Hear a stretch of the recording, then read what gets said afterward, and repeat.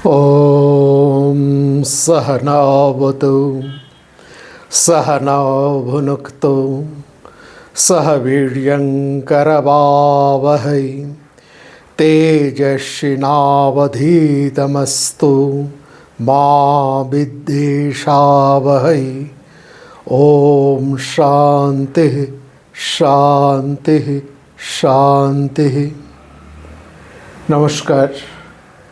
উপস্থিত সবাইকে আমার আন্তরিক শ্রদ্ধা ও শুভকামনা জানিয়ে আমরা আজকে আপনাদের আহ্বানে এমন একটি বিষয় নিয়ে আলোচনা শুরু করতে চলেছি যা মানব সভ্যতার প্রায় সমগ্র ইতিহাস জুড়ে মানুষের মনকে আলোড়িত করেছে। বিষয়টি হলো অস্তি নাস্তি মানুষের চিরন্তন অনুসন্ধান। Beyond being and non being humanities eternal Quest. এই আলোচনার শুরুতেই আমি একটা কথা স্পষ্ট করে বলতে চাই আপনাদের কাছে। আজ আমি এখানে কোনো বিশেষ সম্প্রদায়, কোনো বিশেষ দর্শন বা কোনো বিশেষ মতবাদকে প্রতিষ্ঠা করতে আসিনি। আমি এসেছি একটি প্রশ্নের ইতিহাস নিয়ে কথা বলতে। কারণ ভারতীয় সভ্যতার অন্যতম বৈশিষ্ট্য হলো এখানে প্রশ্নকে কখনো শত্রু মনে করা হয়নি। এখানে প্রশ্ন থেকেই উপনিষদের সূত্রপাত, প্রশ্ন থেকেই দর্শনের বিকাশ, প্রশ্ন থেকেই সাধনার সূচনা। একটা ছোট্ট গল্প দিয়ে না হোক শুরু করা যাক। একটি ৮-৯ বছরের শিশু একদিন রাতে তার দাদুর সাথে বাড়ির ছাদে দাঁড়িয়ে আকাশ দেখছিল। হঠাৎ সে জিজ্ঞাসা করল, এত তারা কোথা থেকে এলো? তার দাদু উত্তর দিলেন। কিছুক্ষণ পর আবার প্রশ্ন, আকাশের শেষ কোথায়? আবার তার উত্তর। তারপর আরও একটি প্রশ্ন, আমি যখন মরে যাব, সে শিশুটি প্রশ্ন করছে, আমি যখন মরে যাব তখন কি আমি একেবারে হারিয়ে যাব? এবার দাদু আর সঙ্গে সঙ্গে উত্তর দিতে পারলেন না। তিনি শুধু শিশুটির মাথায় হাত রেখে বললেন, এই প্রশ্নটাই মানুষ হাজার হাজার বছর ধরে করে আসছে। আমার প্রিয় শ্রোতৃবৃন্দ, এই শিশুটি একা নয়। আমাদের প্রত্যেকের অন্তরে এমন একটি শিশু আজও বেঁচে আছে। সে জানতে চায়, সে প্রশ্ন করে, সে সহজে সন্তুষ্ট হবার নয়, সন্তুষ্ট হতে চায় না। আর সেই অন্তরের শিশুটির নামই জিজ্ঞাসা। আমরা এমন সময় বাস করছি যখন আমাদের প্রত্যেকের হাতে স্মার্টফোন আছে, কৃত্রিম বুদ্ধিমত্তা আছে, মহাকাশ যান আছে, অসংখ্য তথ্য আছে। তবু আজকের দিনে কেন এই আলোচনা প্রাসঙ্গিক? মানুষ কি সত্যিই নিজেকে চেনেছে? এত কিছু তো তার কাছে আছে। স্মার্টফোন আছে, কৃত্রিম বুদ্ধিমত্তা আছে, আর্টিফিশিয়াল ইন্টেলিজেন্স যাকে নিয়ে সারা পৃথিবী আলোড়িত, মহাকাশ যান, অসংখ্য তথ্যের ভাণ্ডার তার কাছে রয়েছে। আমরা মহাকাশের দূরত্ব মাপতে শিখেছি, কিন্তু নিজের মনের গভীরতা কি মাপতে পেরেছি? আমরা সমুদ্রের তলদেশে পৌঁছেছি, কিন্তু নিজের হৃদয়ের গভীরে পৌঁছেছি কি? এই কারণে অস্তি নাস্তি কেবল একটি দার্শনিক বিতর্ক নয়, এটি মানুষের আত্মপরিচয়ের প্রশ্ন। বিশ্বের বহু সভ্যতায় প্রশ্নের উত্তর আগে দেওয়া হয়েছে, প্রশ্ন পরে এসেছে। ভারতবর্ষের ক্ষেত্রে দৃশ্যটি বহু ক্ষেত্রেই ছিল যা ঠিক এর বিপরীত। এখানে প্রশ্নকে দমন করা হয়নি, প্রশ্নকে সাধনার অংশ করা হয়েছে। এ কারণেই বৈদিক ঋষি ঘোষণা করতে পেরেছেন, কে জানে সৃষ্টির রহস্য, কে জানে। এই বিনয়ী ভারতীয় জ্ঞান ঐতিহ্যের অন্যতম শ্রেষ্ঠ পরিচয়। আজকের আলোচনায় আমরা 3টি ধাপে এগোবো। প্রথমে দেখব মানুষ কেন প্রশ্ন করে, তারপর বৈদিক যুগে এই প্রশ্ন কিভাবে রূপ পেল, এবং শেষে ভারতীয় দর্শন কিভাবে অস্তি ও নাস্তিকে সংঘর্ষ নয়, সত্যের বহুমাত্রিক অনুসন্ধান হিসেবে দেখল। আমি আপনাদের কাছে শুধু একটি অনুরোধ রাখব, আজকের বক্তৃতা শুনবেন কোনো সিদ্ধান্ত নিয়ে নয়, শুনবেন একজন সহযাত্রীর মতো। কারণ সত্যের পথে কেউ শিক্ষক, কেউ ছাত্র এমন নয়। আমরা সবাই পথিক, কেউ একটু আগে হাঁটছি, কেউ বা একটু পরে, কিন্তু পথ আমাদের সবারই। মানুষ কেন প্রশ্ন করে? জিজ্ঞাসাই মানুষের শ্রেষ্ঠ পরিচয়। একটু কল্পনা করুন, একটি নবজাতক শিশু পৃথিবীতে এসেছে। সে কোনো ভাষা জানে না, কোনো দর্শন জানে না, কোনো ধর্মও জানে না, কিন্তু কয়েক মাসের মধ্যেই তার সবচেয়ে প্রিয় শব্দ হয়ে ওঠে, এটা কি? তারপর কেন, কিভাবে, কোথায়? তার জিজ্ঞাসা, অফুরন্ত জিজ্ঞাসা শুনে মা কখনো হাসেন, বাবা কখনো বিরক্ত হন, বলে উফ কত প্রশ্ন। কিন্তু একটু ভেবে দেখুন, এই প্রশ্নগুলোই তো মানুষকে মানুষ করেছে। একমাত্র মানুষই তো এই প্রশ্ন করতে পারে। একজন মানুষের বাচ্চা, অন্য কোনো প্রাণীর বাচ্চা তা পারে না।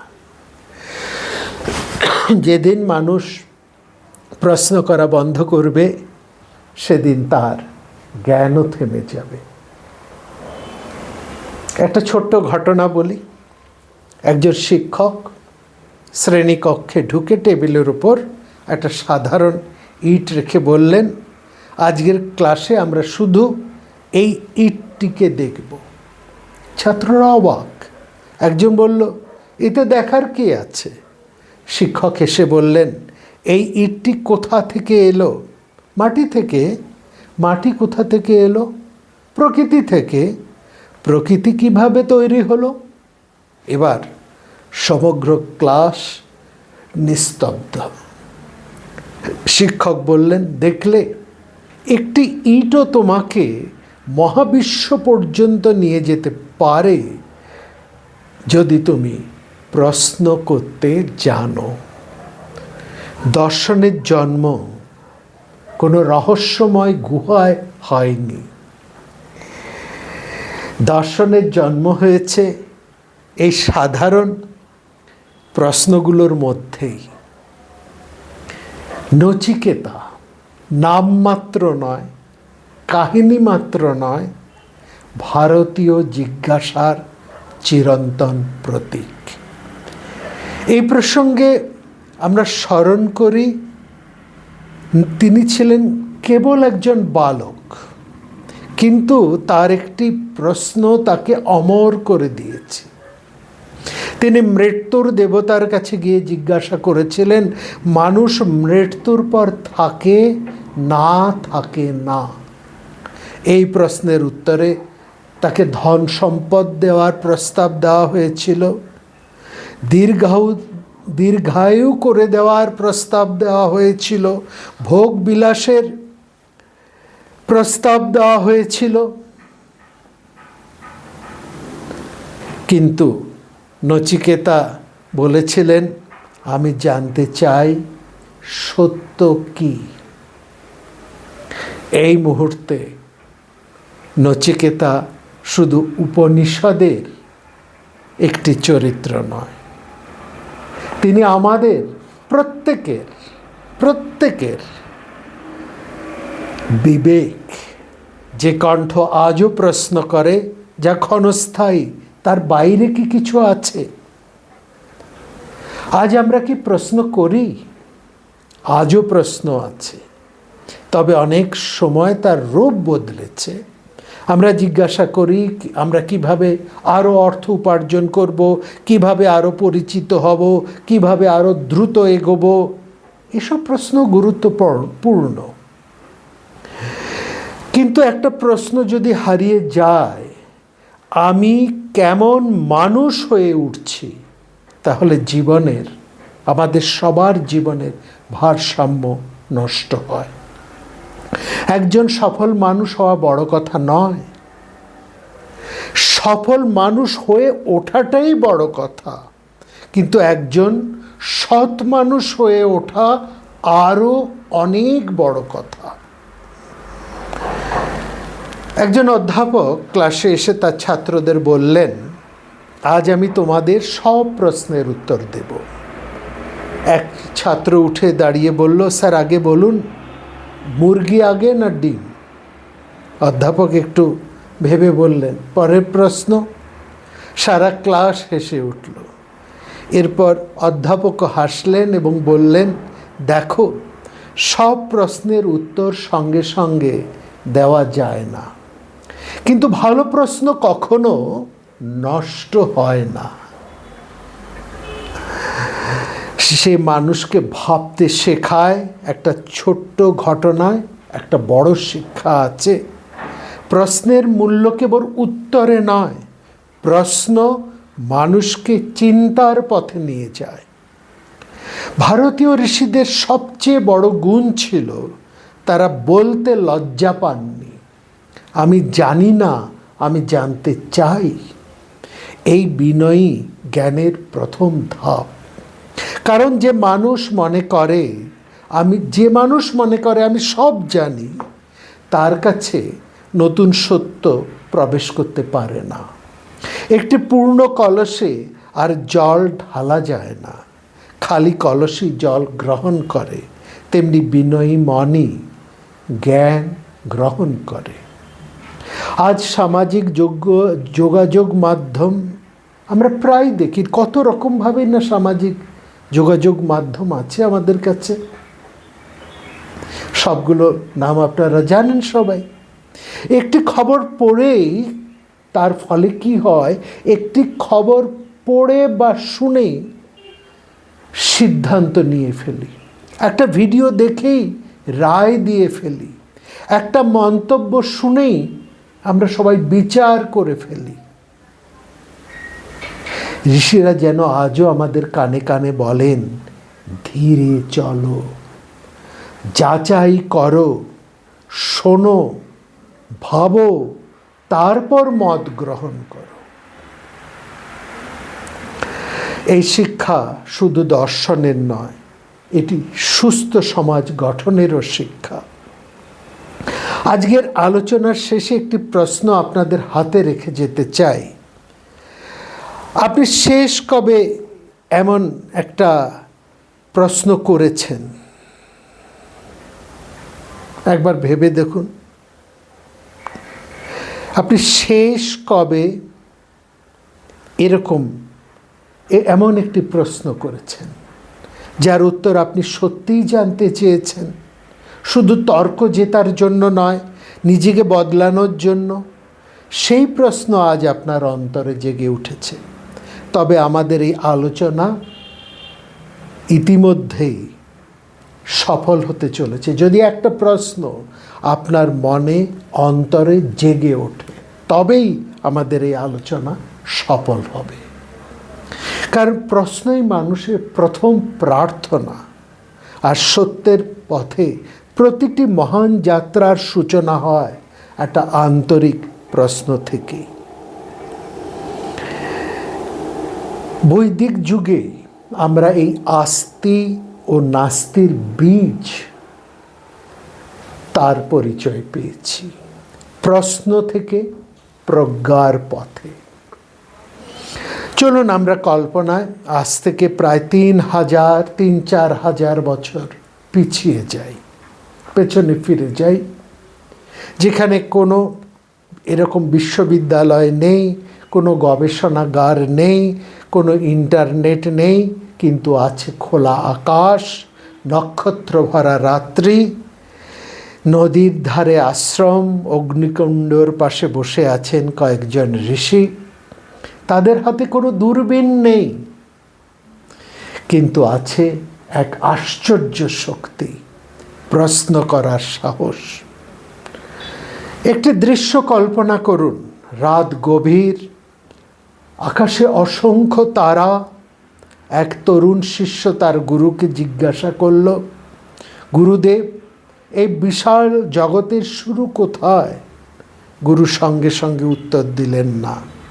তিনি আকাশের দিকে তাকিয়ে বললেন, এই প্রশ্নের উত্তর খুঁজতেই মানুষ ঋষি হয়। এই উত্তরটি আমাদের একটি বড় শিক্ষা দেয়। সত্যকে দ্রুত ঘোষণা করা সহজ, কিন্তু সত্যের জন্য দীর্ঘ সাধনা করা কঠিন। ভারতীয় ঋষিরা সহজ পথ বেছে নেননি। এক বিখ্যাত নাসদীয় সূক্ত, যা আপনারা জানেন, ঋগ্বেদের 10ম মণ্ডলের, মানব সভ্যতার অন্যতম এক গভীর দার্শনিক রচনা। সেখানে ঋষি ঘোষণা করেন, তখন না ছিল সৎ, না ছিল অসৎ। এই একটি বাক্য শতাব্দীর পর শতাব্দী ধরে চিন্তাবিদদের ভাবিয়েছে। ঋষি কোনো সহজ উত্তর দেননি, তিনি আমাদের চিন্তার দরজা খুলে দিয়েছেন। ধরুন, 5 বছরের একটি শিশু প্রথমবার সমুদ্র দেখল। সে বাড়ি ফিরে বলল, সমুদ্র খুব বড়। কথাটা কি ভুল? না। কিন্তু সমুদ্র কি শুধু বড়? তার ঢেউ আছে, তার গভীরতা আছে, তার স্রোত আছে, তার রহস্য আছে। একটি শব্দে কি সমুদ্রকে ধরা যায়? তেমনি ঋষিরা বুঝেছিলেন, পরম সত্যকে একটি শব্দে বন্দি করা যায় না। নাসদীয় সূক্তের শেষ অংশে এক বিস্ময়কর ভাব প্রকাশিত হয়েছে। ঋষি যেন আমাদের স্মরণ করিয়ে দেন, মানুষের জ্ঞানের সীমা আছে। সৃষ্টি উৎস সম্পর্কে তিনি এমন প্রশ্ন তোলেন যা আমাদের বিনয়ী হতে শেখায়। এই বক্তব্যের মূল শিক্ষা হলো, যেখানে জ্ঞান আছে সেখানে বিনয়ও থাকা উচিত। ভারতীয় দর্শনের শক্তি এখানেই। সে অন্ধ নিশ্চয়তার পরিবর্তে অনুসন্ধানের গভীরে ডুব দিয়ে তার মূল্য শেখে বা শেখায়। একটা ছোট্ট ছেলে তার বাবাকে জিজ্ঞেস করল, বাবা, তুমি কি সব জানো? বাবা একটু গর্ব করে বললেন, অনেক কিছু জানি। ছেলে আবার বলল, তাহলে বলো তো, পৃথিবীর প্রথম মানুষটি যখন জন্মালো, তার জন্মদিন কে পালন করেছিল? বাবা চুপ। মা হেসে ফেললেন। সব প্রশ্নের উত্তর সঙ্গে সঙ্গে না পাওয়া লজ্জার নয়, বরং সেটি নতুন জ্ঞানের সূচনা। বেদের যে শিক্ষা, বৈদিক শিক্ষা বা বেদ থেকে আমরা যে শিক্ষা লাভ করি, বেদ শব্দের অর্থ জ্ঞান, আপনারা জানেন সবাই। বেদের শিক্ষা কেবল যজ্ঞ বা মন্ত্র নয়, বেদের অন্যতম শিক্ষা হলো বিস্মিত হতে শেখো, বিস্মিত হতে শেখো। যে মানুষ বিস্মিত হতে পারে না, সে নতুন কিছু আবিষ্কারও করতে পারে না। একজন বিজ্ঞানী যেমন প্রশ্ন করেন, একজন ঋষিও তেমন প্রশ্ন করেন। পথ আলাদা হতে পারে, কিন্তু জিজ্ঞাসার আগুন একই। আজ আমরা খুব দ্রুত সিদ্ধান্তে পৌঁছে যাই। একটি সংবাদ, একটি ভিডিও, একটি মন্তব্য, আর সঙ্গে সঙ্গে আমরা রায় দিয়ে ফেলি, বিচার করে ফেলি। ঋষিরা যেন আজও বলেন, ধৈর্য ধরো, ধৈর্য ধরো, যাচাই করো, তারপর সিদ্ধান্ত নাও। এটি শুধু দর্শনের শিক্ষা নয়, এটি সুস্থ সমাজেরও শিক্ষা। আজ আমরা দেখলাম ভারতীয় জ্ঞান ঐতিহ্যের সূচনা কোনো অন্ধবিশ্বাস দিয়ে নয়, বরং এক সাহসী প্রশ্ন দিয়ে। ঋষিরা আমাদের উত্তর মুখস্থ করতে শেখাননি, তারা শিখিয়েছেন কিভাবে প্রশ্ন করতে হয়, কিভাবে শুনতে হয়, কিভাবে বিনয়ী হতে হয়, এবং কিভাবে সত্যের জন্য অপেক্ষা করতে হয়। এই অপেক্ষাই একদিন উপনিষদের জন্ম দিয়েছে, দর্শনের সূত্রপাত করেছে, ভারতীয় চিন্তার অনন্য ঐতিহ্য সৃষ্টি করেছে। কিন্তু একটি প্রশ্ন এখনো রয়ে গেল, যদি সত্য এক হয় তবে এত দর্শন, এত মত, এত পথ কেন? এই প্রশ্নের উত্তর খুঁজতেই আজকে আমরা প্রবেশ করব ভারতীয় দর্শনে অস্তি ও নাস্তি বিরোধ নয়, সত্যের বহুমাত্রিক অনুসন্ধান। এখন আপনাদের বরং আমি একটা প্রশ্ন করি। একটি পর্বতকে, পাহাড়কে যদি চারদিক থেকে চারজন মানুষ দেখেন, তাহলে তারা কি একই বর্ণনা দেবেন? একজন বলবে একদিকে ঘন জঙ্গল, আরেকজন বলবেন না, এদিকে তো খাড়া পাথর, তৃতীয় জন বলবেন এখানে ঝর্ণা, চতুর্থ জন বলবেন এখানে তুষার। এবার বলুন তো, চারজনের কথা কি পরস্পর বিরোধী? না, প্রত্যেকে একই পর্বতের, পাহাড়ের বিভিন্ন দিক থেকে তাকে দেখছে। ভারতীয় দর্শনের ক্ষেত্রে অনেক সময় এই ঘটনাই ঘটেছে। আজকের সাধারণ ব্যবহারে আমরা প্রায় মনে করি আস্তিক মানে ঈশ্বর বিশ্বাসী, আর নাস্তিক মানে ঈশ্বরে অবিশ্বাসী। কিন্তু ভারতীয় দর্শনের ঐতিহ্যে বিষয়টি এত সরল নয়। ঐতিহাসিকভাবে আস্তিক ও নাস্তিক শব্দের ব্যবহার বিভিন্ন গ্রন্থে ভিন্ন ভিন্ন প্রেক্ষাপটে হয়েছে। একটি গুরুত্বপূর্ণ প্রচলিত মত হল, যে দর্শনের প্রামাণ্যতা স্বীকার করে তাকে আস্তিক বলা হয়, অর্থাৎ বৈদিক বেদকে যে প্রামাণ্য হিসেবে স্বীকার করে তাকে আস্তিক বলা হয়, আর যে স্বীকার করে না তাকে নাস্তিক বলা হয়। তাই ঐতিহ্যভাবে নাস্তিক দর্শন বলা হলেও তারা নৈতিকতা, কর্মফল, মুক্তি এবং গভীর আধ্যাত্মিক অনুশীলনের কথাই কিন্তু বলে। সুতরাং নাস্তিক শব্দটা এখানে নৈতিকতাহীন বা অর্থহীন এমন অর্থে কিন্তু নয়। ছটি দর্শন আমাদের ছটি বড় বড় আবক্ষ জানালা। একটা বিশাল প্রাসাদ, সেখানে ছটি বড় বড় জানালা। প্রত্যেক জানালা দিয়েই একই সূর্যের আলো প্রাসাদে প্রবেশ করছে, কিন্তু দৃশ্যের কোণ কি এক? না, আলাদা। তেমনি ভারতীয় ষড়দর্শন, ন্যায়, বৈশেষিক, সাংখ্য, যোগ, পূর্ব মীমাংসা, উত্তর মীমাংসা বা বেদান্ত, প্রত্যেকেই সত্যের অন্বেষণ করেছে নিজস্ব পদ্ধতিতে। তাদের মধ্যে মতভেদ আছে, কিন্তু লক্ষ্য সত্যের অনুসন্ধান। এক গ্রামে 4 জন মিষ্টির দোকানদার ছিল। একটা গল্পে আসে। 4 জনই দাবি করতেন আমার রসগোল্লাই সেরা। সেই গ্রামের এক বৃদ্ধ হেসে বললেন, বিতর্ক করে লাভ কি?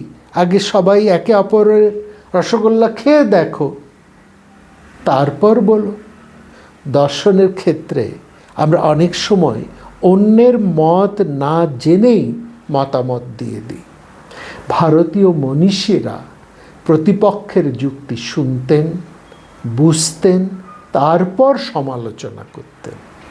এটা বিতর্ক ছিল না, এটা ছিল সংলাপের সংস্কৃতি। মতভেদ কেন মূল্যবান? যদি পৃথিবীতে সবাই একভাবেই ভাবত, তাহলে বিজ্ঞান এগোতো না, দর্শনও এগোতো না, সঙ্গীতও বিকশিত হতো না। বৈচিত্র্য অনেক সময় বিভাজনের কারণ নয়, সৃজনশীলতাও উৎস। ভারতীয় সভ্যতার এটি অনন্য বৈশিষ্ট্য।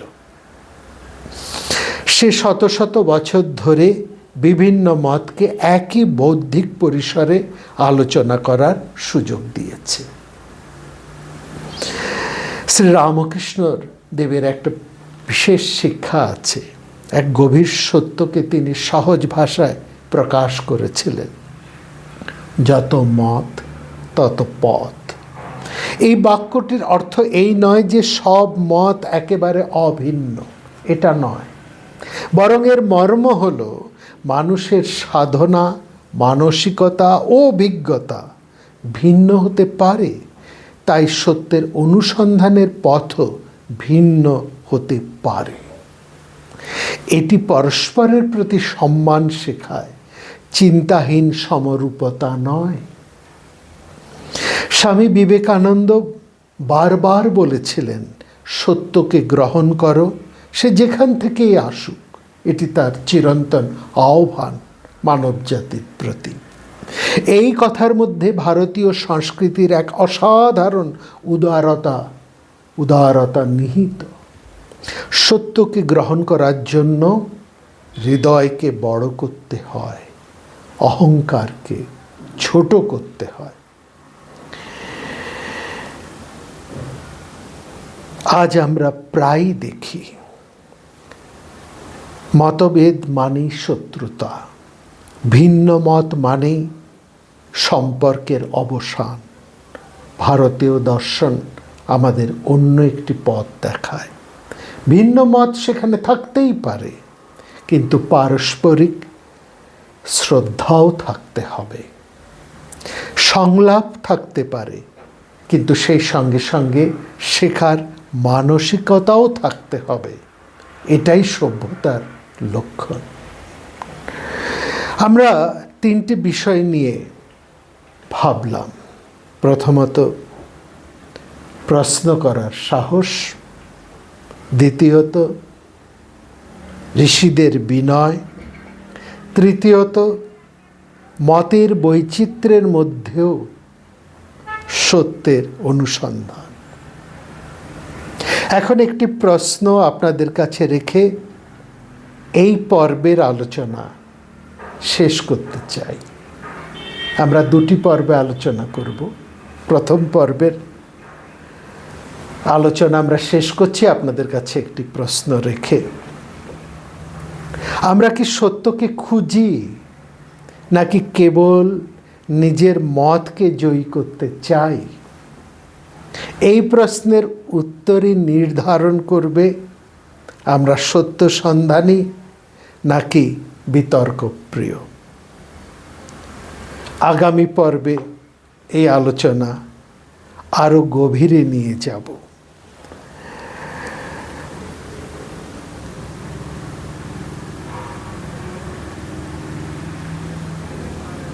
আমরা সত্য সন্ধানী নাকি বিতর্ক প্রিয়?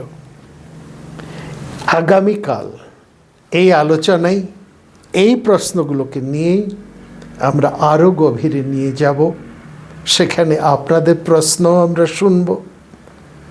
উপনিষদের অন্তর্দৃষ্টি, এর বিশ্লেষণ, এর জীবনানুভব, এর মানবতাবাদ এবং আধুনিক বিজ্ঞান ও চেতনা বিষয়ক আলোচনার আলোকে আমরা অনুসন্ধান করব সত্য কি কেবল চিন্তার বিষয় নাকি জীবনেরও বিষয়।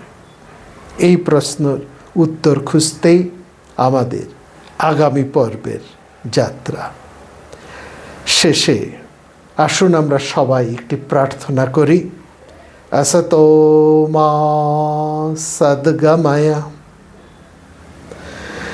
তমসো মা জ্যোতির্গময় মৃত্যুর্মা অমৃতঙ্গময়।